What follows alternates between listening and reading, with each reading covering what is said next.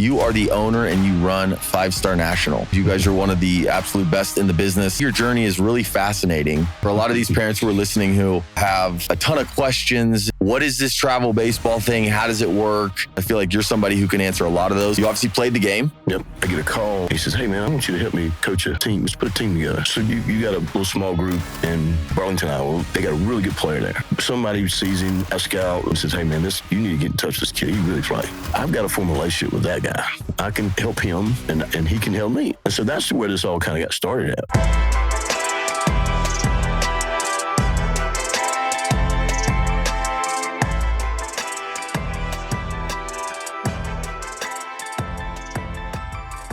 So we're joined today by Andy Burress. This is our very first travel baseball team spotlight. So you are the owner and you run 5-Star National, which I would be shocked if there's anybody listening to this who's never heard of you guys, because you guys are one of the absolute best in the business.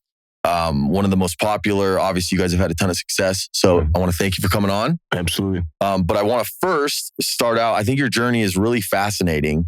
You check a lot of boxes, right? For a lot of these parents who are listening who have a ton of questions and need to know, what is this travel baseball thing? How does it work?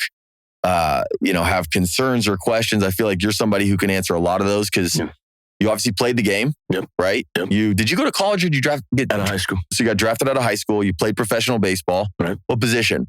I started as a catcher. Oh. I was just athletic. Yeah. And, I wasn't a very good catcher, I'll be honest. I could hit a little bit and run a little bit and I could throw, but I just couldn't, I just wasn't a great catcher. So was that you wanting to catch or was it? I think that there was different teams that, some of them wanted me to play the outfield or wanted me to try to play second base, or another position. But Cincinnati was one of the few teams that was going to leave me at catcher. Okay. So that we tried it, we had a couple years and ended up having a pretty major knee surgery. Gotcha. And so they were just like, hey, let's go and make this change. Yeah, right. Hold on. So you get drafted what year? 95. Okay, so drafted in 95, and then ended up playing a handful of years in the minor leagues. That's right. When you got done playing, was it a hard decision or because of the injury, did you feel like... So I ended up, and, it's kind of a long story, but ended up having some back problems. And the team doctor at Cincinnati said, like, hey, you can keep down this path and you may be able to bend over and tie your shoes one day, or you may not be able to. Wow. And so I'm like, well, that made it pretty easy, and so it was not a from a small town and had a great little support group of men, right? And so that they kind of supported me. It's like, hey, man,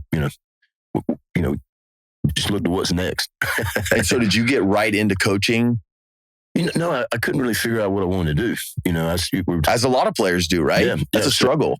So one of the best advice I got was from my old high school coach. He was in the military, and he goes, hey, Andy, you got to find something to replace that high that you had every day. That is good advice. And he says, I don't know what it is. And so anyway, I had a fear of heights. And I didn't like climbing ladders. I don't like high floors on hotel rooms. But I was like, I'm going to go beat this. And so that's when I started flying and learned to fly. Yeah, so for people who don't know this, Andy knows how to fly a plane. Yeah. Yeah, I actually started and I used my Cincinnati money. I went back home. I ended up going back home and opened up a little facility there, indoor facility, hitting facility. And they had a flight school and just opened up. And so I'm like, well, you know what? If I'm going to fly my family around, I want to know everything I can know. Right. And so I ended up going through, I got my multi, my instrument, my commercial, my high performance, my, everything that you could get. I did all the written stuff for CFI, flight instructor. I just didn't want to be a flight instructor. I didn't want to teach it. I just wanted to know what, everything I can know. Right.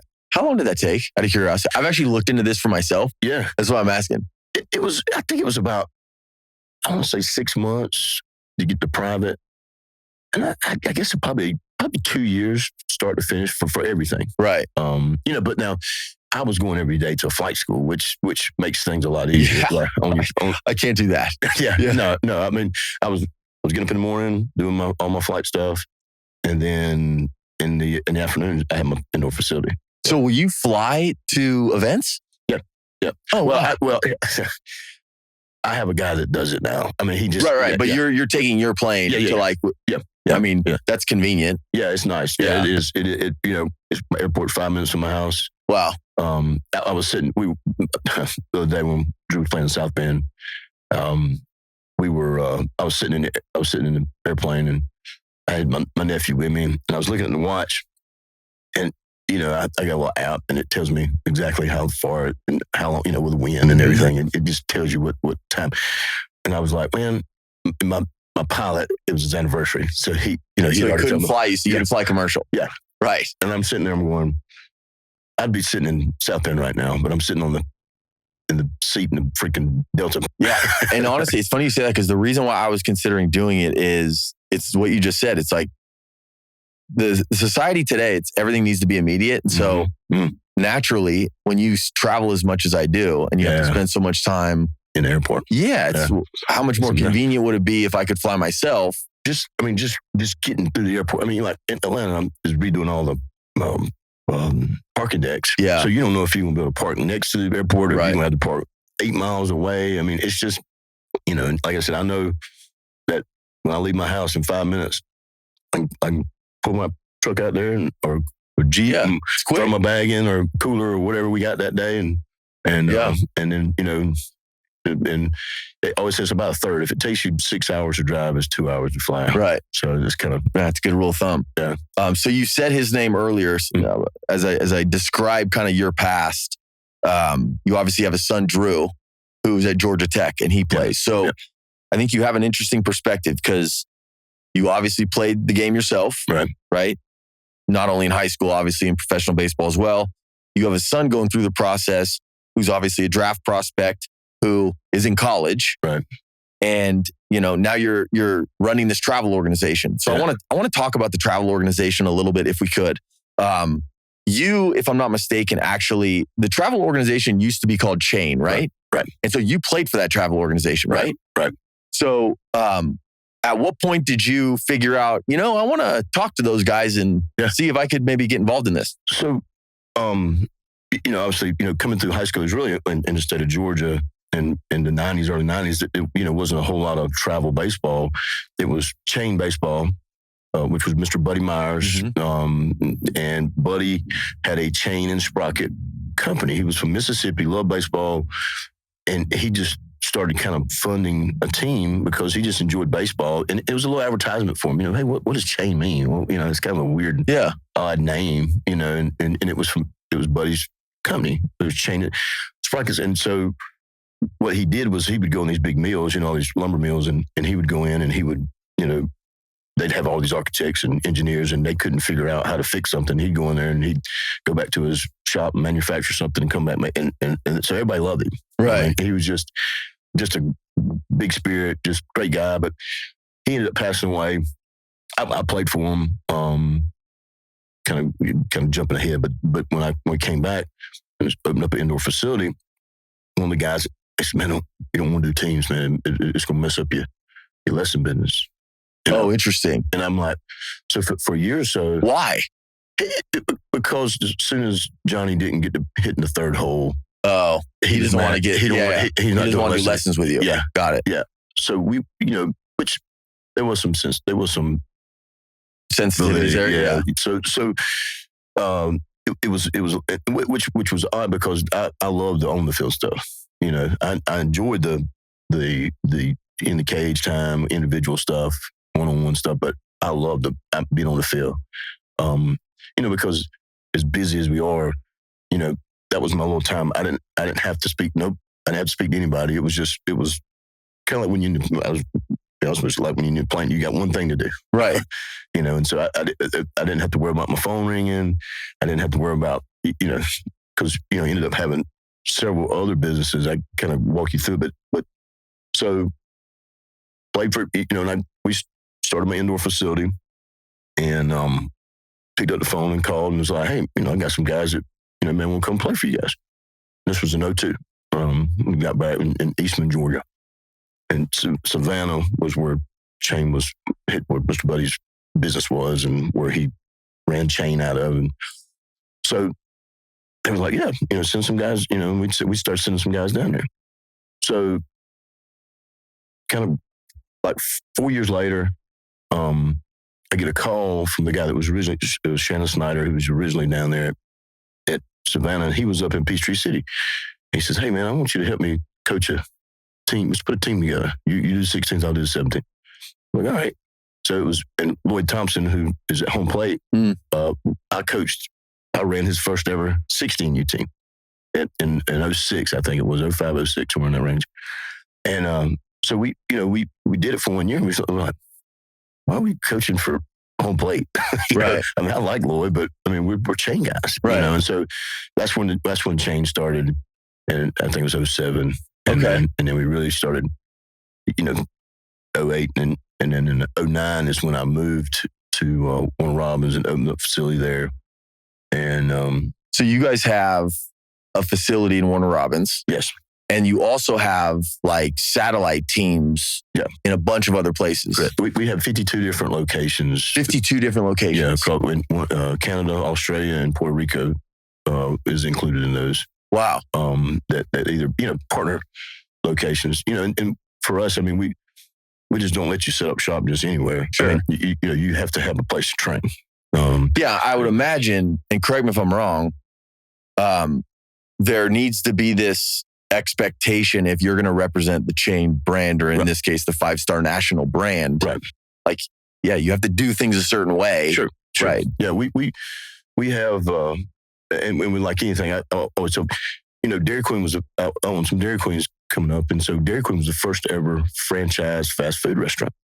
And they'll tell you, that they made some mistakes, And so the same thing, we're the first one to really kind of go out and expand.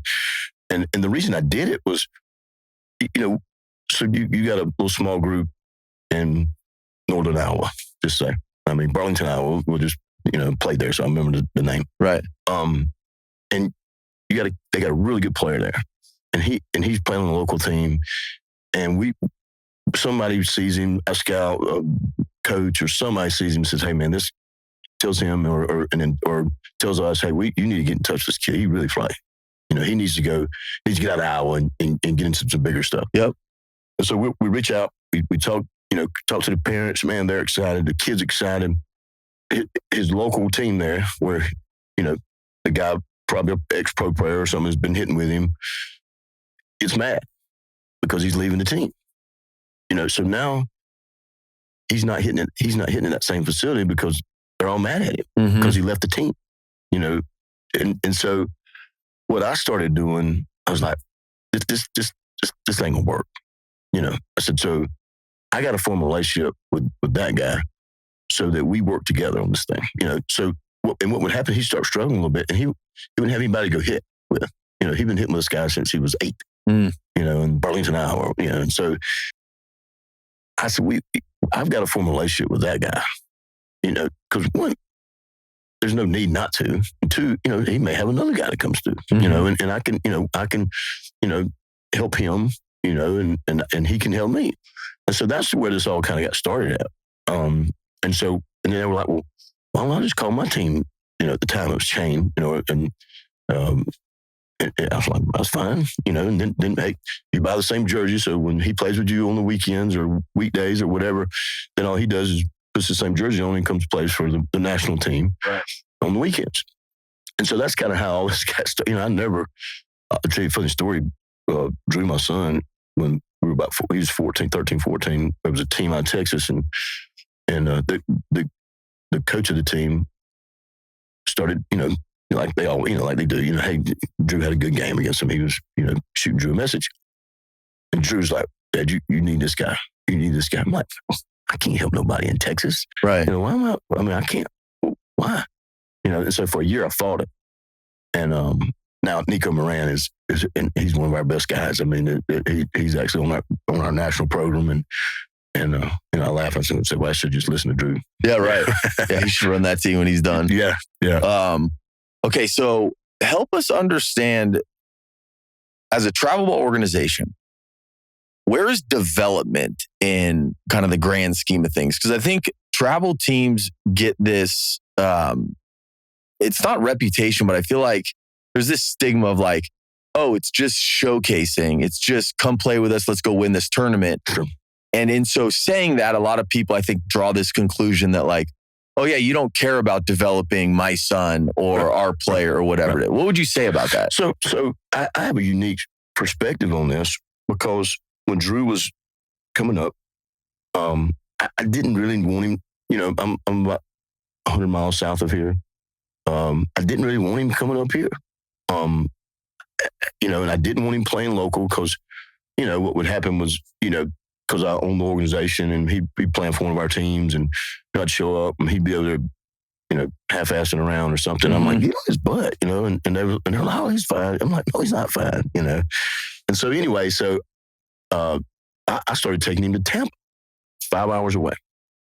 So from 8 to 13, every Friday we'd get in the car and we'd drive down and he'd play with his team. But he didn't practice much with them. And you say, man, some of them have him as the best player in his class. Right. So you go, well, man, he didn't practice with his team. How did he become this player? Because we were working back home. Mm-hmm. And it was, it was funny. My wife, kind of a crazy story, and our parents will relate to this. My wife was a school teacher. Well, we knew he wasn't going to that school. And so, PG profile, it lets you put on there where he's going to school. So like from the time he was like 12, we had IMG on there. All it was just to keep from my wife having to catch crap, while he wasn't going to school. She was at Veterans High School, which is a crosstown rival from Houston County. Houston County just had a better baseball program. Yeah. And it ended up working out because the coach that was there, he ended up leaving about the time that Drew had made that decision. Mm-hmm. So it kind of made it a little easier. But yeah, parents will relate to that, especially parents of school teachers, because usually, as a school teacher kid, you can go anywhere in that district. Right. So that was one of the things. But talking about development at a young age, he never practiced with his team. They had a great, really good team. And you go, so from my perspective, I don't think that practicing with a team, you got to throw the ball to first base. Okay. You got to catch a fly ball. Uh-huh. You got to receive it behind the plate.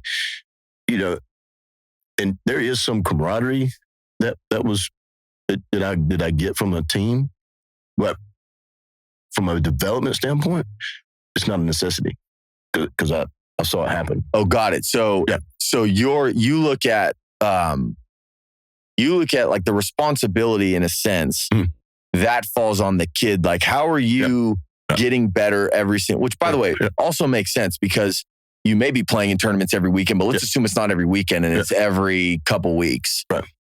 Unless you're going to their facility every day, they're not going to have their hands on you until you see them for the next tournament. So what are you doing in the interim to make sure that you're getting better? So the onus falls on the player to make sure that he's continuing to develop. Yep. Do you have a hand in, call it like what they're working on when they're not with you? Like, the instruction, I guess. So that goes back to the original. I keep using Burlington because it's just an easy name. But so that guy that's in, when say Johnny left-handed and he can't pick off, right? Or he can't throw his break, whatever it may be. So you just caught. It's a real simple 5-minute conversation. Hey man, he really isn't working the breaking ball. We were talking about your guy the other day. He really needs to. He's getting around us. Yep. And that's a simple 3-minute conversation that you can have about with 20 people. You're just an hour. Right. And I say that's if all of most. Usually you have there's 5 or 6 or 8 that's from not around you. Yeah. Especially when you're a national team, because naturally, when you have guys playing for you all over the country, if you have, let's just say, and I know you have more than this, but you only had one facility and you're going to tournaments, a handful of months, whatever, it's impossible for them to be training with you. Right. So it does make sense that the expectation from the player's standpoint isn't like, how are you helping me get better necessarily? Do you communicate that with, like, when you are telling somebody that you want them to come play with you, is that clear? Here's we have that conversation with parents, especially, and the player too, obviously, because it falls back on him. But to me, and here's again, I always say, just using Drew as an example, but because play, go play is the biggest competition you can play. Go, because baseball is a failure sport. If you're hitting 600, you ain't playing the right people. Right. I mean, you just not. Yeah, you're not getting challenged. Hey, listen, if you beating everybody 11, go play 12. Right. I mean, you don't want to be 60-1. Right. I don't. I mean, right. Because you're creating a misconcept. Because here's what happens, and there's some groups who, get their own field, get their own umpires. The kid, and you can understand this from your guys. Let's just say a righty, every time he throws, he gets 6 inches off the plate. Every time he pitches, Like, how's that making it better? Yes. Even if he's at a smaller school, and I'm not, because I was at a smaller school. Sometimes you can't hit that situation, but as far as a high school, but as a travel program, if he's getting 6 inches and he's, so the first time he goes in inter squad and he throws one on the back, and he immediately goes, if that's a ball, I ain't gonna be able to do this. Mm-hmm. And he quits. I mean, I've seen it happen numerous times, because he never learned how to compete. He never learned that, that things change, the home changes at times. And, you just, hey, okay, well, you know what? If he's going to give me that, I'm going to stay out there. But if he's not going to give me that, I got to bring it back in. And so I think for me, we want our better guys, and there's different levels, obviously. There's guys that need to just play to get better to play on our high school team. I think that's a different philosophy than our national brand teams. We're the best of the best. Let's go play, the best teams around. And we, through PG, we've been able to do that a little bit. They've allowed us to kind of, take those top 15 groups and go play, more events. So that's been good. And we've through some of the travel coaches, we've been able to do that. But I think, like I said, for me, failure is a key. Yeah. And I know as parents, we don't want our kids to fail. Right. Well, I just had an interview with a guy a few episodes ago who basically was like, I think as parents, what we're doing is I hope I don't butcher what he said. Yep. I think as parents, what we're doing is we're preparing them, or we're preparing the way for them as opposed to preparing them for the way. Yeah. Meaning we are like catering to what the player is rather than, look, man, this is the journey you're about to go on. It's not easy. You got to have what it takes. And if you're on that journey and you fail, get back up, keep working like it's inevitable. Yep. Instead of, oh no, let's coddle, let's put them in a safe environment. Yeah, I think you're ultimately, you're doing more harm than good. Well, and at the end of the day, one of my favorite things is that, baseball's going to end for everybody. Very, very few people get to turn around, hand their jersey back to the clubby. Right. Usually the clubby says, hey, give me that jersey. I need that jersey. Yeah. Before you leave, because the next guy's going to need it. But what I said, what we're doing is we're what I ultimately think we're doing is we're preparing young men to live life, and we mask it with a baseball uniform, and so to me, that's kind of our ultimate goal is what we do. Because failure is a part of life. It's a big part of life. And that same kid has never had failure on the mound, and all of a sudden has failure. He don't know how to handle it. Well, and I think don't look at that like it's a bad thing, right? I love that you said that, because I think that is important for parents to realize as you embark upon this travel ball journey. It's, yes, you're going to fail. That's okay. We're ultimately preparing these kids for not only today, right, but tomorrow. And I think everybody goes into the travel ball thing, and there's a couple different motivations. One is, I want my kid to be seen because I want him to get a college scholarship. That's kind of where it starts. Yep.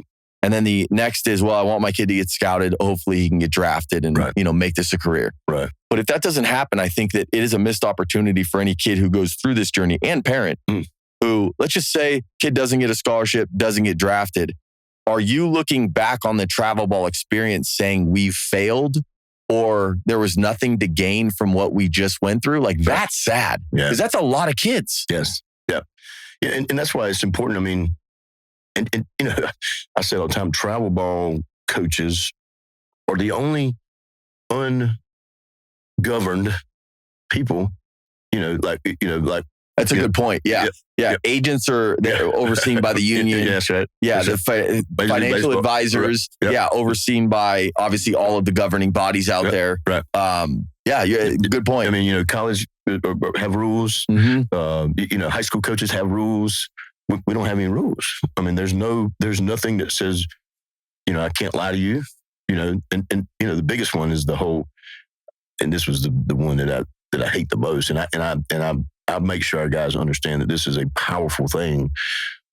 You as a dad, hey man, talk to Sully down in Florida, man. He really likes your kid. We want to see him play second base. Because you got a shortstop that you want to play over right. his kid. What's preventing that coach from doing that? Right. And that's the thing that have you seen that happen a lot? You see it happen. And it's those programs that don't stay around long. Right. You see them, they'll come up and they'll be good for a little bit and then you won't see them anymore. Because, they start catching on. But you see it, I mean, it's the easiest thing to do because one, that dad can't call. And that dad there's no confirming the information. Yeah, that dad doesn't know. I mean, he's relying on us to give him this information. I mean, unless he's kind of in the baseball network, I mean, most of the high school coaches can't call Sully, right, and find out if he had a conversation. No, and I think this is a bummer for you too, because I mean, similar to my business, where whenever an agent does something and hurts a player, it kills me. Yeah. For a lot of reasons. Yeah. But one of them is, you are making it so much more difficult for any agent coming after you because everybody's going to look at what you just did and think that everybody's guilty by association. Yeah. And the same for you guys. Yeah. The minute a coach does that now, you're the next coach he has. Yeah. Well, he's not going to trust you naturally because of that. And so it's not that, and I don't know what your advice would be to a parent having to deal with that. I think the biggest thing is, parents, most of them do. Either they've got, had an older kid that went through it, or they've got a friend of the family, or that kid's gone through it, and a lot of them do their homework. And listen, and I'll be the first to tell you. I mean, not everybody's happy that comes through our program. I mean, it just. You just can't. It's impossible. Of course, but not because. And again, there's several things that happen at different times. Why, either the kid or the parent. I'll tell you a great story. So Tate McKee, who's a Friday night guy for Tech. Yep. Is my son's roommate. Great kid. Is dating the sister of Colby Thomas. Kobe Thomas is, he's been in the big leagues, great USA. And we had him on our 3 team. Okay. Now, again, he got better. We missed it. I mean, and me and the dad, we sit there and laugh and cut up about it now, but it wasn't funny then, Right, of course. But he understood, kind of where he was at that point too, and so things like that happen, and we didn't do it on purpose. Right. We just kind of felt like that kind of where he fit at that, at a young age, at 15 years old. Yeah. And he, like I said, he's going to be in the big leagues here shortly. Yeah. What's funny about that is, that's life, right? Like it's all an experience. And I think the word that comes to mind as I think about what you said, it's like, well, what are you committed to? I'm willing to bet that in that moment, you were doing what you thought was the right thing to do. Correct. With the best of intentions. You weren't like, let me figure out how I can screw this kid over. Yeah. Right. Yeah. And that's the biggest thing for me is like, when I made bad decisions, I would, it bothered me, like that bothered me, and so, and I finally learned that,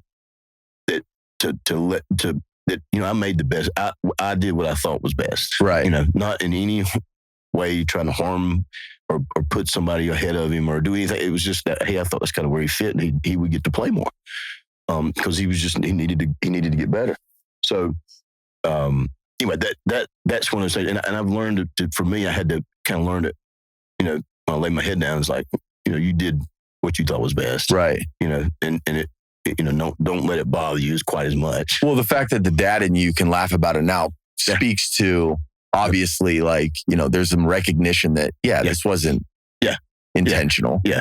And I think at times you find out, good people are good people. Right. No matter if they're in, I always say my thing said, you can make a living selling apples on the side of the road if you do it right. Right. And you can do, prime example, my dad, it's probably one of the reasons why I've seen every at bat that Drew's had in college. And so, wow. and you did say to me, you never miss a game. Yeah. Literally. Yeah. And so, for my dad, he thought baseball was stupid. He thought, because he grew up in the age where you worked. Right. Like it was a game. Yeah. You're wasting your time. Yeah. It's like playing video games, now, you should be outside throwing the ball. And that's kind of what he thought of it. And so he didn't care any less about me. He just didn't care for the sport. Right. Now if we wanted to go hunt or do whatever. And, he taught me that work ethic, like he was an iron worker and he'd come home late, he'd get up every morning, it didn't matter what he did the night before or how late he stayed out or what he was going to get up and go to work. Wow. And so for me, that was what I took out of it. No, I don't care what you do or how late you stay up or, you get up and go do what you're supposed to do. Yeah. And so, but we're going to, like I said, he thought baseball was stupid. I never thought that, because like I told you, I had the baseball and I got out of the baseball for a little bit and, got on all kind of other stuff, Dairy Queens and car washes and power stores and flower distributorships. I had one of everything. And then when 2009 hit, I knew I could go back to baseball. And when I went back to baseball, I had kind of all this other knowledge of business. And so, that was one of the things I think but I just never figured that we could scale it to this. Right.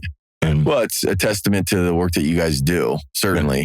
And I think that for those that are listening who, I guess, speak to them for a minute. So if you're talking to a parent who has a 12, 13, 14-year-old kid who, has never played travel baseball, they're kind of getting into it for the first time because they are going into high school maybe, and someone saw them play and said, you really should be playing travel baseball.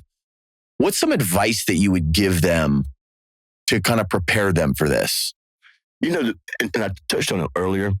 You got to learn as a parent, and it's hard. Like you said, you don't want to see your kids fail. To see that look on his face, it hurts you more than it hurts him. To see him strike out with the bases loaded. And so for me, it's be prepared to ultimately, be hurt. Because if you challenge your kid, they're going to fail. Now, and again, it's no different than when you put your kid in an advanced class. He's not going to make an A. I mean, he's not going to make 100 every time. Like right. he did in this. And so, for me, it's always, and it's a fine line because you also don't want to get to where it's like this ain't no fun. Right. It's a delicate balance.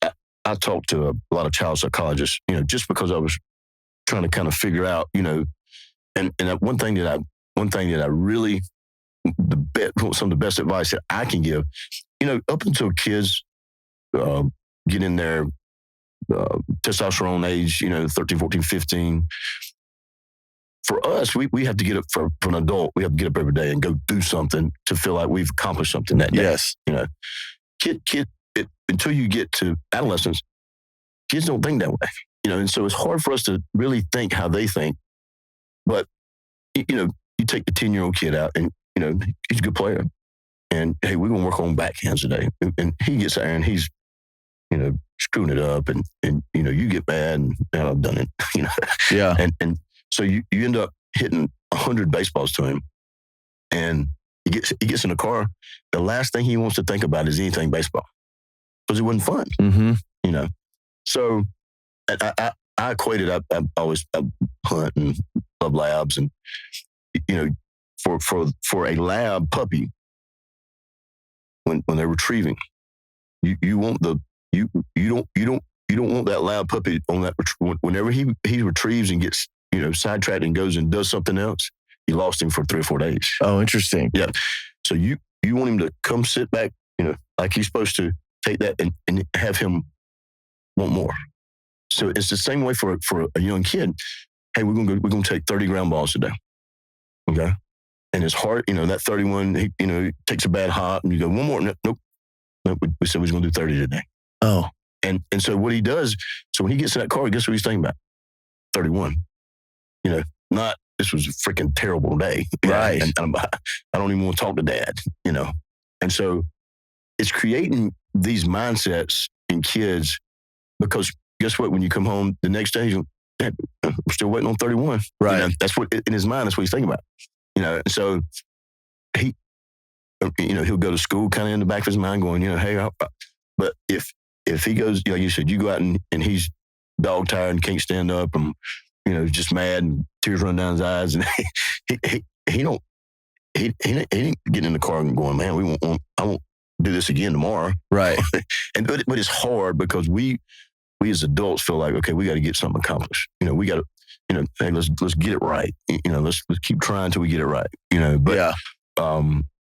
But for young adults, now I'm not talking about, in 14, 15s, but young kids, it's setting a hey, we're going to do this many. We're going to take this many swings today. We're going to take this many ground balls, this many fly balls. And because again, like that loud puppy, if he didn't bring that thing back to you, that means he's either mentally tired or, he didn't want to, so he forgets about it. He's forgotten everything you just taught him. Yeah. So that was one of probably the best things I learned. Now, is it hard to do? Absolutely. It's the hardest thing to do. I'll be the first to, right. With a son that, hey, we're going to do it till we get it right. Right. Right. Well, that's your intuition. Like you want to more and more and more. Right. And that's what I think as a parent, you just continue to do over and over. And then, one of two things happens. Eventually the kid's going to get tired. Yeah. And when he gets tired, is he like, I don't want to do this anymore, meaning I don't want to play baseball anymore? Right. Or is it like, I want more? Right. Right. Like, which one is it going to be? And at that point, could you have had a more successful career for your son if you didn't, and I think push him so hard, but that's what comes to mind. Yeah. And you have to, it goes back to, that's why you play travel baseball. You get Little League baseball and you got Pony League baseball. And I played all these coming up. We didn't really have any travel baseball until I got older. And so, but it was all about the challenge. It's like, if your kid, and I know it's fun, going on Facebook and, hey, my kid hit 12 home runs this weekend, and but did he, are you more excited about it or is he? Right. And that's, you see that through some parents, but you just, and we even have it with our coaches, they're like, oh man, we got to go play here so we win. Right. Like, well, are you getting any better? Right. How do you guys evaluate the coaches that work for you? Is there a necessity that they played in college or they played in pro ball? It's funny you say that. Years ago,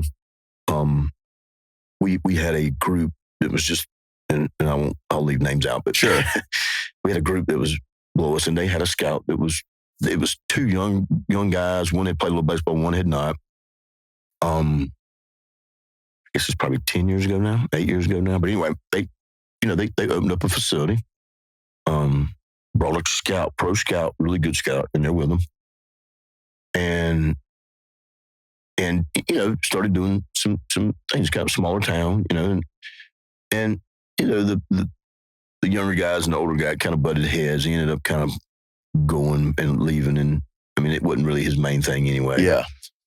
And to this day, my son would rather play for that guy than never play baseball. Wow. Just because he had a feel. He learned, what his limitations were, and he knew what the drills were. He knew, not at a high level, but he at a younger level, and he's as good as we got. Well, yeah. And matter of fact, he's up here. That's what made me think of it. They're up here. They come to the game in Atlanta. Yeah, because they're playing. But so I don't,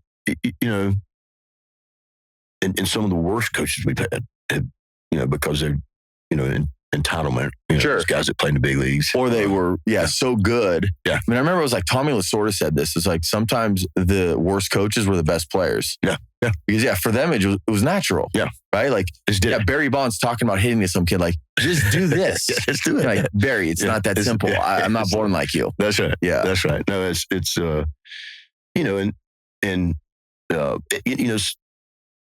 I think, as far as the community, talking about coaches, it really goes to, the on the field management, is obviously they got to be firm, but you can't have idiots out there. No. I mean, I get, again, I'll get a call from, because whatever happens, if it's from New York to California, it's something almost like babysitting. Yeah, they gonna call me. Yeah. And so, what would you tell parents who, like, if you were crafting the perfect travel baseball parent, what would that parent be like? And I asked the question from the standpoint of, is that the parent who says, all right, coach, here's my son. Mm-hmm. You got him. Mm-hmm. I'm not here to tell you when he should play. I'm not here to tell you what position he should play. Yep. We are entrusting him to you. Yep. We want you to do your thing with him. Yep. Yep. I think, and to everybody's a little different, obviously in your industry, and I don't even know if you have a son. I hadn't even asked you. I don't. No, okay. I don't. Okay. But if you had a son and you took him to the local, because of, who you are and what you've done in baseball, there's going to be a little intimidation. Sure. So that's a different factor. I had to deal with that, it's funny because Ramsey called me last year. He goes, I've never done this before. He goes, but I talked to a dad about his son hitting, and it was a little adjustment they made. Yeah. He was just saying, hey, this is, what we're doing, which was fine. I mean, but like I said, I've said from day one, like when he went to high school, if the coach needed water, I'd take him water. If he needed some money, for something, I'd try to go raise it. Yeah. But we, unless he asked me, I would be over in the stands, and some of the dads that play with us, and play happened, get thrown, maybe I don't know, we got going at home, something, just whatever, everything that happens, oh man, what would you done? What did he mess that up? I ain't the coach. Yeah, you're just the dad. I'm just a dad, right? And I mean, don't matter what I'd have done because I ain't out there. Yeah. So I will say there are different levels to the capability of the coaches, right? Like if your son is being coached by somebody with no experience, should you be skeptical at first? Sure. Yeah. Right? Now, if the coach wins you over and shows you time and time again that he can be trusted, great, then you should trust him. Yeah. I think it lends itself to who's the individual that you're like putting your son in the hands of. And so for me, it's maybe the emphasis needs to be placed more on being very methodical with who you want to commit to instead of, oh, this coach called me. I don't know anything about him, but Johnny, my buddy, plays for him. So I'm just going to go play with him too. And you have no idea of what this guy's done. I tell this story, and it goes back to what you just talked about. Early on, when we would bring kids in from this group and kids in from this group, and my thing was every day I wanted the kid to know what their role was. So it's hard. It's hard to play every day. Just with roster sizes and things, and so I would, they were stretching. I would always go out and say, hey, you're hitting in 3-hole, need you to do, whatever. I just, 15-second conversation, or hey, you're not starting today, but hey, if they got a really good lefty, they bring a lefty in there, you'd be ready to hit, or, hey, maybe a defense will play, or hey, you may have to pitch today, whatever it may be. But for me, what I would see is boys would get together, they all kind of knew each other through social, whatever, and they would be fine. They'd play well. Even the guys that didn't play, they were okay because they knew they were going to play tomorrow. They'd get in the car and go home. They'd come back. Just three totally different groups of people. because what they'd done is they sit there and Drew heard everything. I mean, he heard everything. I mean, but he was, again, in the truck making phone calls and, talking about players and talking to coaches about players. Mm-hmm. So I guess he probably was a little different because he got to hear a lot of stuff. But what you see is, when the parents go back and they're out there, grilling and, having a beer, oh man, so you better, why didn't you play today? Why have you hit an 8? You always hit 3rd. And what I would tell every parent is, as long as your kid's not around, say what you want to say. Right. Say, you got something to talk about with parents, but kids have an intuition with their sure. parents. They again, one of the things I learned child psychologist, and I thought about it, and I was like, God, that's so true. You will hear in a and I'll use the football because I'm big football. I could hear my granddaddy in a crowd of 8,000. We played Chattanooga. Yeah. I could hear my granddaddy because he was who I was close with. Yeah. I could hear him going to bat. And so, if you really start thinking about it, especially like, I quit saying a word. Like I'm energetic. I'm energy guy. Like I think there's two. Cliff Godwin. He just take a quote from Cliff. Are you the energy giver, or energy taker? Right. The guy that strikes out and goes pouts, and everybody's like, "Come on, man, let's go." It's the energy taker. Yeah. That energy that you're using trying to get him back going, you could be using towards the field. Right. So when Drew would get up, I wouldn't say a word. I never said a word because it wasn't what I said; it was my voice. Yeah. Good for you for noticing that. Yeah. When Drew was going through the college process, given your expertise and your experience and all these different sorts of things, I feel like parents would be curious, like, well, how did you handle that process? Like, what's your advice to them going through that? So, early on, we did the visits, and my wife was, because Drew was pretty good early on. I mean, he could have committed early on. And I'm just like, man, we're not doing that. That's not who we are. We don't want to be the first. We wanted to be the right. Right. So we kind of go through the process, and they we started getting, I'm like, man, you got to give these guys a deadline. I mean, they're waiting on you to use your money for somebody else. Sure. I mean, out of respect. Yeah. See, this is where you understand the business side of it, where you're like, hey, man, we can't hold them off forever. Yeah. I mean, they're giving you more than enough money. Right. More than what they would probably give some other guys. They got 2 guys that they go offer right now. And we can't. And so, and he did, and, he set a deadline.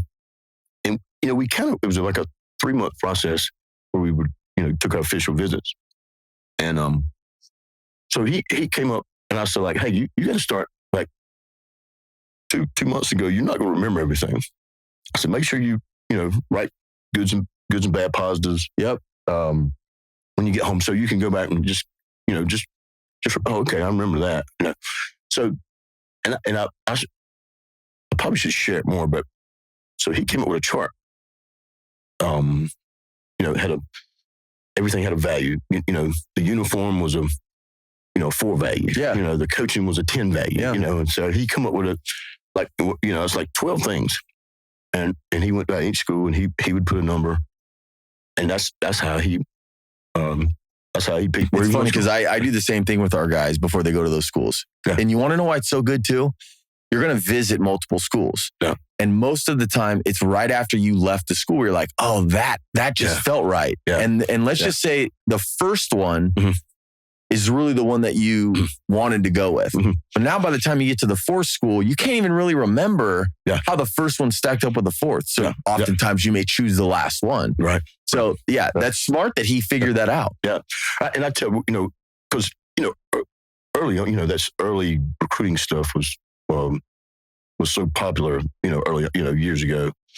And I would always I said, you got to sleep on it 3 nights.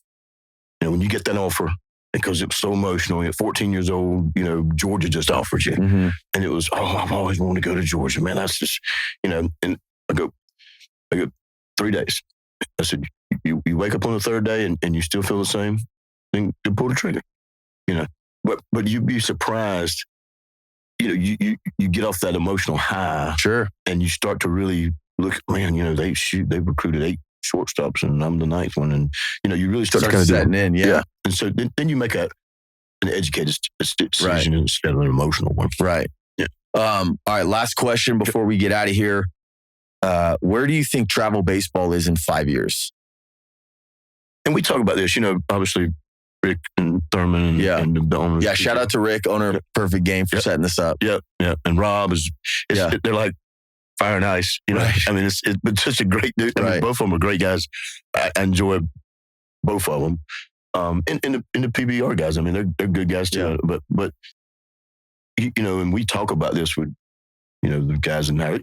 I think it becomes more of a 15 to 20 org system, and then it becomes a minor league system up under that.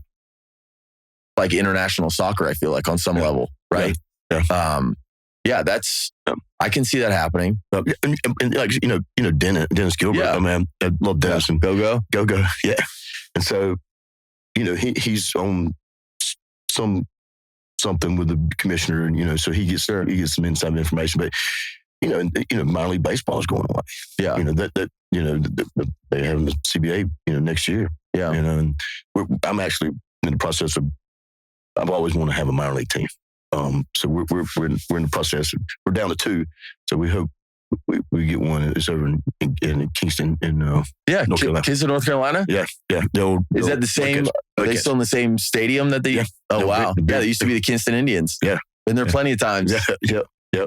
So, anyway, you know, just kind of, you know, seeing where Major League Baseball is going. Sure. You know, and obviously Major League Baseball sets the standard and everybody else kind of follows. Yeah. You know, and so, you know, they're kind of getting away from the minor league teams, you know, just because clubs don't want to pay for them, you know.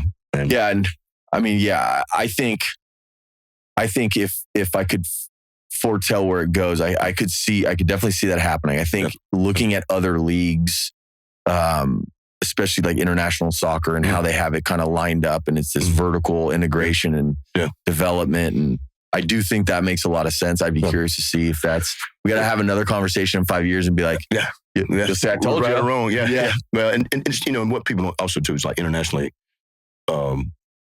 it's more like USA baseball, you know, where they pay for everything. And, you know, like, you know, it's been, you know, trying to go to other countries and finding out that it's all publicly funded. Right. You know, it's not, you know, you go to a parent who's never had to pay for baseball and you go, oh, you're going to pay for baseball? I'm paying for baseball. I've never had to, I mean, what is this? You know? All right, last thing. How do parents find you? Is it social media? Is it website? We have it's 5starnational.com. You know, obviously 5starnational.com, Instagram, and and I'll put it in the show notes too, so everybody. Yep. It's funny, you know, like what primetime say, I'm easy to find. Yeah, exactly. Well, Andy, I appreciate it, man. This was fun. Absolutely. Thank you. Thanks for having me on.